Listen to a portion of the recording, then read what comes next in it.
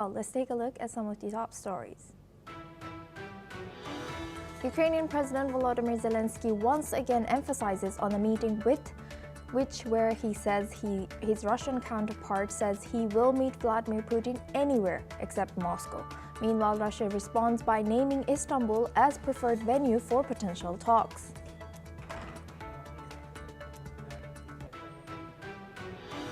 Palestinian President Mahmoud Abbas is going to address the UN General Assembly virtually. The move comes amid tensions as President Trump's administration unbarred Abbas from traveling to New York, while Israeli Prime Minister Benjamin Netanyahu has vowed to block statehood and far-right ministers pushed for West Bank annexation.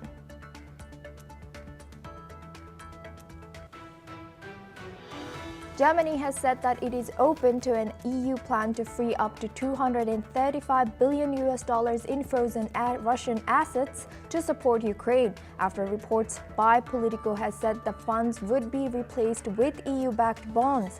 The issue marks a shift for Berlin, which had previously raised legal concerns over fully seizing the Russian assets.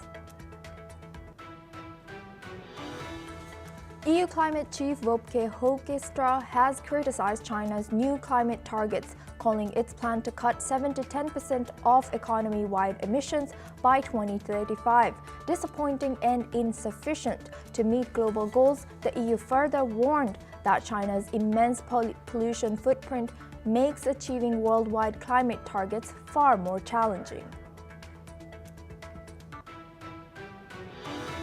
Taiwan is searching for 33 missing people after Super Typhoon Ragasa caused a burial lake to overflow, leaving 14 people dead and sweeping away a bridge. Many victims were too elderly to evacuate in time, raising questions over Taiwan's evacuation procedures as the government now studies ways to prevent similar disasters. Sweden and Poland held Operation Gotland Sentry, simulating rapid defense of the strategic island of Gotland, just 300 kilometers from Russia, to secure Baltic Sea supply routes and deter potential attacks.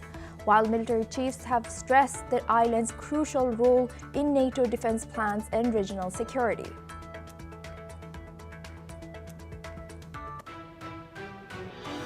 Former French President Nicolas Sarkozy was found guilty of criminal conspiracy but cleared of corruption charges in his Libya trial over alleged illegal campaign financing from Muammar Gaddafi.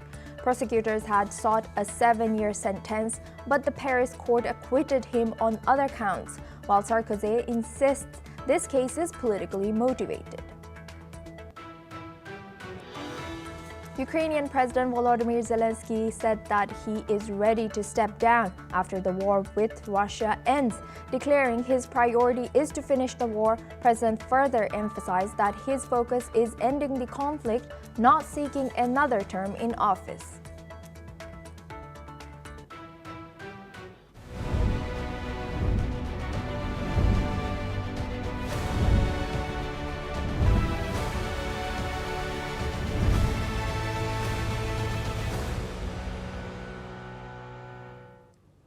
Now we begin with our special coverage of the United Nations General Assembly in New York City. The United Nations is celebrating its 80th anniversary as the global community tries to navigate the various challenges facing our world today. Key items on the agenda include the wars being fought in the Middle East and Ukraine, as well as the serious challenges being posed by climate change. Our correspondent, Thomas Porteous, is currently in New York, and we had a chance to catch him up shortly after he landed earlier today. Now, Thomas, good to see you. What is on the agenda for this year's UN General Assembly?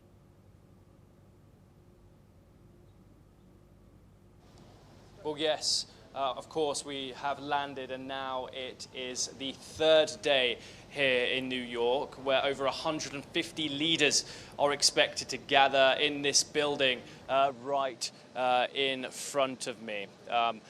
Technically the second day of debating, but of course here in the year of 2025 there are only a few things that are clearly on the top of the agenda.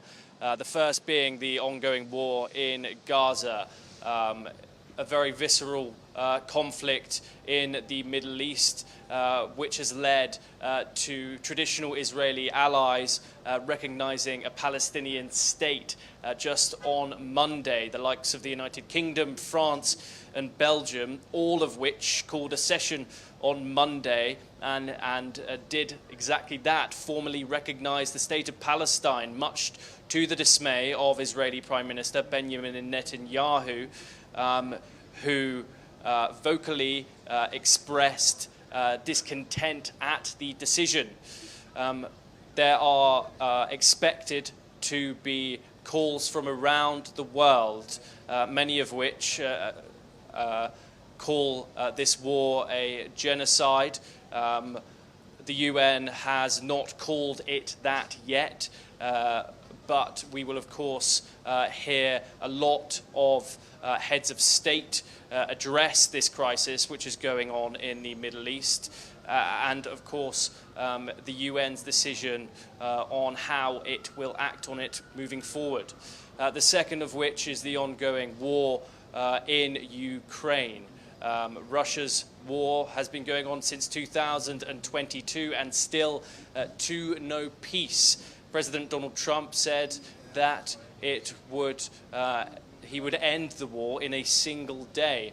However, recent escalations, especially from the air in Eastern Europe, has meant that this has not happened. We expect to hear huge statements, particularly from countries in Eastern Europe, and of course those huge European powers that have been backing Ukraine throughout this entire conflict. Now, the third huge issue is, of course, the climate crisis. Now, under President Donald Trump, this has been hugely controversial. He has taken the US out of the Paris Climate Accord for the second time.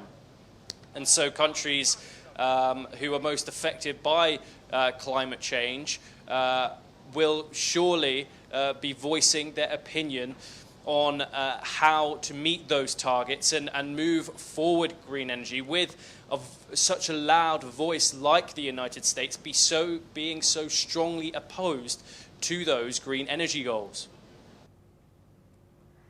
And Tom, now what has already happened so far at the UNGA?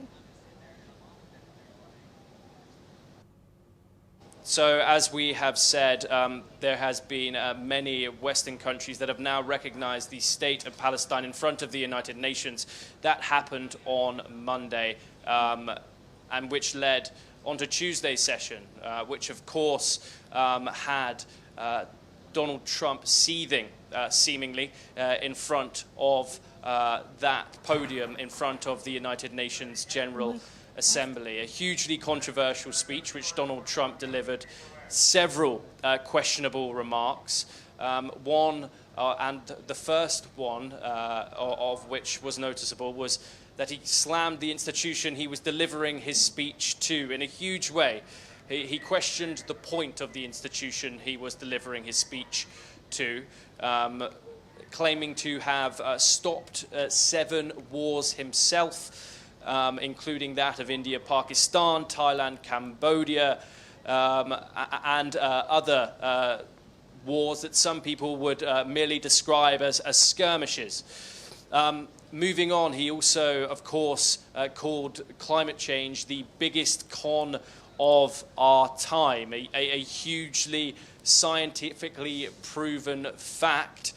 Donald Trump has been a huge advocate against green energy and a huge advocate for fossil fuels, and so this was more than expected, but not in the more direct tone that Donald Trump did strike it in. However, we could speak about Donald Trump's talk for hours, but we will move on. Volodymyr Zelenskyy, he spoke today. He once again rose his concerns about the power of the United Nations, and of course Russia's war is moving into its 4th year now, and there has been no end in sight for Ukraine entering its 4th year, and so he raised his alarms there. of course, Iran's president, Pezeshkian, spoke today. He said that Iran, in fact, is not developing a nuclear weapon, much like Israel's Prime Minister Benjamin Netanyahu says.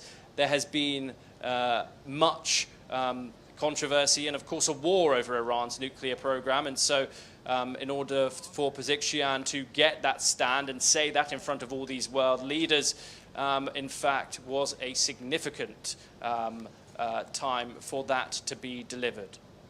And there will, of course, has been many other statements, that of Erdogan, that of Macron, all delivering speeches. But we will, of course, bring you all the up-to-date. Now we are live here in New York.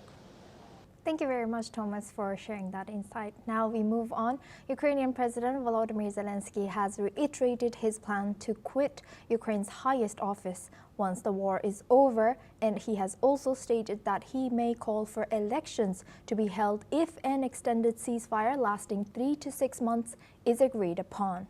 These comments come in as the backdrop of Moscow's relentless attacks on the Ukrainian president, calling him an illegitimate leader and refusing to engage with him for peace talks.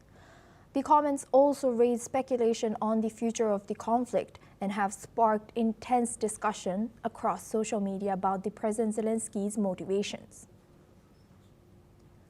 Now, for this discussion, we are joined by guest Andrew Latham. He's a professor of international relations, joins us live from Minneapolis. Thank you very much, Professor, for joining us again. Good to see you. Now, this is very surprising as Zelenskyy says this. What does this timing suggest? What do you think? Why did he choose to say these kind of things now? And what are the implications of his statement about stepping down and calling for potential elections? Yes. Yeah, it's a complicated situation. On the one hand, he's got the bully pulpit at the moment. I mean, all eyes are focused on. So if he's going to say anything about his future against the backdrop of the future of the Ukraine-Russian war, this would be a good opportunity. There's also some questions about his popularity at home. The war has not gone well, and his initially really robust popularity on the home front has given way to a lot of criticism, a lot of concern, a lot of reservations about his leadership. So there's that. If an election were held tomorrow, depending on who was up against him, would he win? That's an open question, and I'm sure he has a better sense. And this would seem to suggest that he thinks that he might not be able to win. Then there are some constitutional questions. The Ukrainian constitution forbids elections in times of war. And what would constitute the end of this war? A temporary ceasefire? Would that be sufficient? Would it have to be a permanent peace, which addressed the root issues? So it's not clear to me when this war would actually end. And if this is a forever war, then I suppose President Zelenskyy could hang on forever. So those are some of the issues. I think given President Trump's recent comments, there might be some renewed not enthusiasm, but optimism on the part of Ukrainians that perhaps it's still possible to turn this war around, a war which is not going well for Ukraine on the battlefield or diplomatically. So those are some of the moving parts. And Sorry, Professor, so how has President Zelenskyy's leadership been received by the local community? And is he still popular? Is he very popular, or is he not? And how is his popularity being affected by this war? Yes, well, he's still popular in times of war. That tends to be the case. The head of state, the head of government tends to be popular, but he's far less popular than he once was, especially with certain constituencies. The casualty rates are enormous. The out-migration rates, the refugee asylum seeker rates are enormous. The quality of life is obviously in times of war terrible. The Russians have doubled down on this, long-range strikes against infrastructure, but also hitting a lot of civilian targets. And no end in sight, apparently, especially to the extent that President Zelenskyy keeps going on about recovering all of the lost territory. To the extent that we can trust polling data at times of war in places like Ukraine, it seems that most Ukrainians now are willing to trade off some territory for some kind of peace. And so he's at loggerheads with his people on that particular score. So I would say, overall, my assessment, my evaluation is, and it's Yes. supported by facts, is that his popularity has waned considerably. Right. With that, I would like to thank Professor Andrew Latham for joining us from Minneapolis. Now we move on to our next news. Typhoon Ragasa is ripping through the southern mainland China, causing widespread disruption and leaving its mark as one of the strongest typhoons in the region's recorded history. In Hong Kong, waves led to widespread flooding throughout the city. Schools and flights were suspended while emergency personnel conducted rescue operations for hundreds of residents in Macau. Transportation services and manufacturing facilities were temporarily suspended as well in several cities, with tens of millions of yuan allocated for relief and recovery efforts. Meanwhile, rescue and restoration efforts are now underway in full swing in Taiwan, Hong Kong, and the Philippines following the typhoon, and citizens of these places are looking forward to government-aided support measures. Let's listen in. 我都听他们广播了，他讲要躲到2楼了。他讲水位一定会到1楼这样的。那后来呢？我就跑到2楼啊。一起来就都是泥巴了，里面的橱櫃都東倒西歪啦，腳踏車我都係通通倒了啦。因為都好多係關於冧樹啦，因為其實喺北角海邊嘅時候，北角海邊都多咗好多嘅塌樹啦，同埋好多啲當然都好多樹枝樹葉啊，或者喺公園嗰邊其實都好多嘅樹葉啊雜物都有落咗落嚟，但係都見今日都主要啲通道都其實都已經清理咗一部分嘅冧樹啊，或者係一啲嘅樹枝樹嗰啲雜物嗰啲都多嘅。交通就冇影響，但係咧就全地方都係好多樹葉樹枝。同埋我鄰居問我有冇感覺到大廈有昨天有搖晃。Now, Singapore has issued a stern warning to Meta platforms, giving the company until the end of the month to introduce measures. This includes facial recognition to combat impersonating scams on Facebook. Failure to comply could lead to fines of up to $777,000 with additional daily penalties of $78,000. The government has raised concerns over scammers exploiting the platform to impersonate government officials. Meta has assured it's working with authorities to tackle this issue. The move is the first enforcement under Singapore's new Online Criminal Harms Act, which came into effect earlier this year. Now for this discussion, we are joined by Dr. Satoru Nagao. He's a fellow at Hudson Institute, joins us live from Tokyo. Thank you very much, Doctor, for joining us again. Good to see you. Now, what are the potential consequences for Meta if they fail to comply with Singapore's demand? Yes, impersonation scam is a very important weak point of the SNS. In case of the Facebook, it's one of the example, but in other cases, it is also the problem. This problem, it is not easy to distinguish the real one and fake one. That is a very big problem. If the Facebook or the SNS demand the ID to start to use, of course, the user is very limited and it will not common SNS. That's why the how to distinguish the real one and fake one is very important for the fate of the Facebook or the SNS. So that's why the Facebook must deal with in the Singapore, that's true, but at the same time, anyway, it is very difficult, that is also true. And what is the significance of this enforcement being the very first under Singapore's new Online Criminal Harms Act? Spreading the fake news, spreading the scam, why? Because people believe that is a real person. But if the fake account that they create and spread the fake news, or maybe there is a crime related with this has happened, That is a problem, and that is a problem caused by the rule of the Facebook Singapore government thing.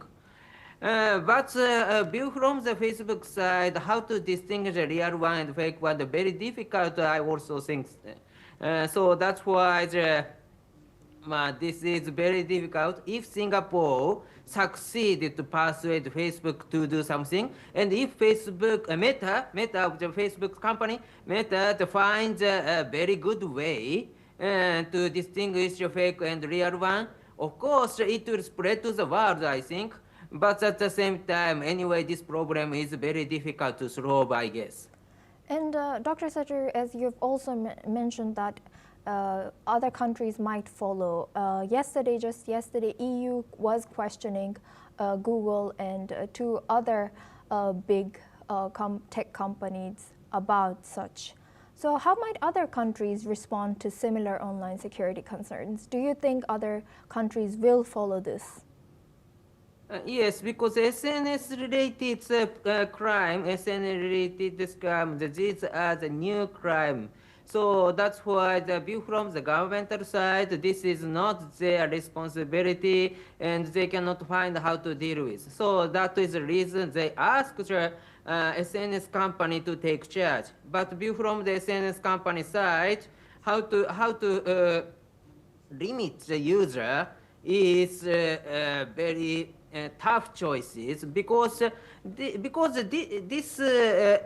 easy to access create new users. That's why this SNS is influential common tool, common SNS for many people.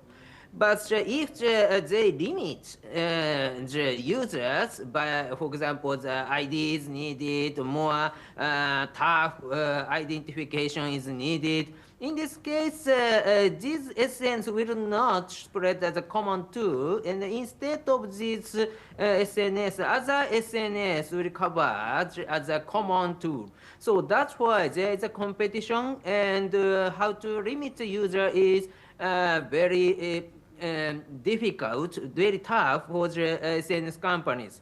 So who takes charge is matter in this case, and how to deal with is another matter in this case. So that's why if someone finds a very good solution, of course everyone wants to know, but at the same time, such kind of the good choice, it is not easy to find. Right. Thank you very much, Dr. Satoru Nagao, for joining us and sharing that insight. Please stay with us as we come back to you for our discussion. Now, moving on, following the new wave of international recognition of the State of Palestine during the United Nations General Assembly, residents of Gaza have expressed cautious optimism that the move could bring an end to this ongoing conflict. There are reactions from Gaza where residents stated that they are hopeful that the recognition would become starting point for the ending of the war.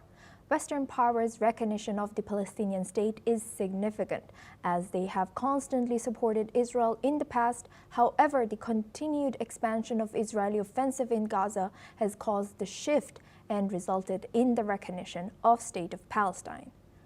Israeli Prime Minister, before departing to New York to attend the UNGA, condemned the Western leaders and also stated that there would not be a Palestinian state. Meanwhile, local residents from Gaza stressed that recognition must translate into meaningful steps to halt the war. Let's listen into what the residents have said.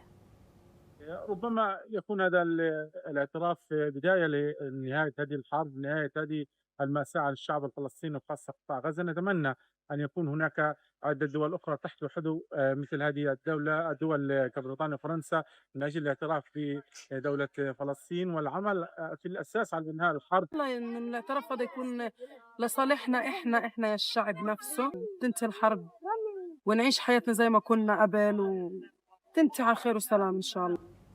The European Commission has launched an antitrust investigation into German software giant SAP, Europe's largest software maker, over concerns that the company may have distorted competition in the market for services related to its enterprise resource planning software. The Commission fears that SAP's practices could be restricting competition, making it harder for rivals to compete, which could result in fewer choices and higher costs for European customers. Many companies across Europe rely on SAP's software and related services, making this probe particularly significant. SAP has stated it will cooperate fully with the investigation and maintains that its policies comply with competition rules. Earlier, the company offered concessions in an attempt to resolve the Commission's concerns and avoid potential fines of up to 10% of its global annual sales. Now, for this discussion, we go back to Dr. Satoru Nagao. He's a fellow at Hudson Institute, joins us live from Tokyo. Thank you very much, Doctor, for staying with us. Now, how might this outcome of EU's investigation influence the broader tech industry, particularly regarding the relationship between large software companies and competitions in Europe? For the SAP, the company's influence is big. Their stock is already declining the prices.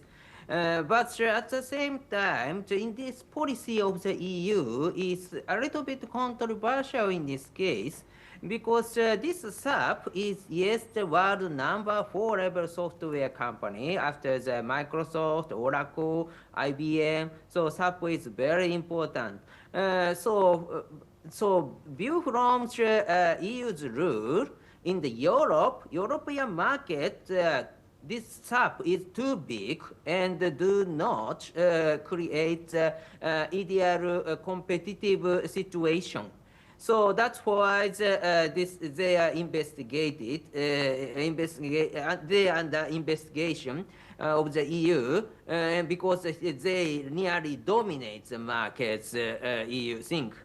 But at the same time, when we see the viewpoint from the international competition, yes, this SAP is German company, European company, which can compete with other big three, the Microsoft, Oracle, the IBM.